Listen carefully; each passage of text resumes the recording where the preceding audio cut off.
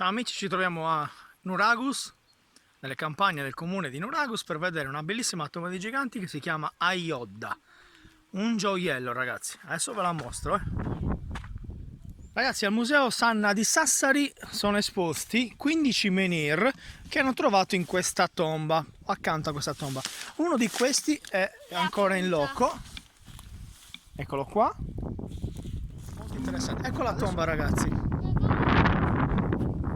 Questa è l'esedra che ci porta al portello d'ingresso, che è ricavato da un unico grosso lastrone di roccia, presumibilmente arenaria, e ancora si vedono, come dire, una sorta di stipiti del portello, li vedete? Eccoli qua. E poi una cornice.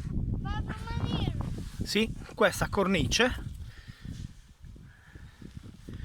che continuava sicuramente, però purtroppo manca la parte sommitale di questa lastra, di questa stele.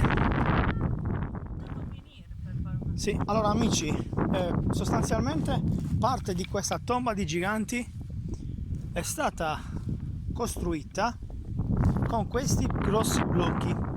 Questi grossi blocchi non sono altro che menhir. Menhir perché qua c'era un sito prenuragico e questi stessi ortostati verticali in realtà non sono altro che menhir. Ragazzi, questa tomba ha una particolarità unica. Hanno riutilizzato i menhir, come vi dicevo prima, ma in uno di questi menhir che è ancora in loco possiamo vedere il pugnale scolpito nella roccia. Guardate, tombale.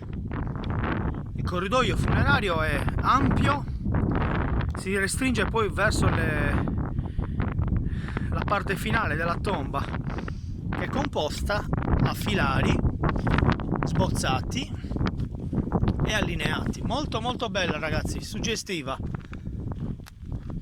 La tomba è lunga sì e no, saranno circa un 10 metri. Adesso ve la mostro dall'alto. Un gioiello, ragazzi. Nuragus, ricordatevi, se passate da queste parti non potete non fermarvi in questo sito ad osservare questa bellissima tomba di giganti. Bene ragazzi, dalla tomba di giganti di Ayodda nel comune di Nuragus è tutto. Alla prossima!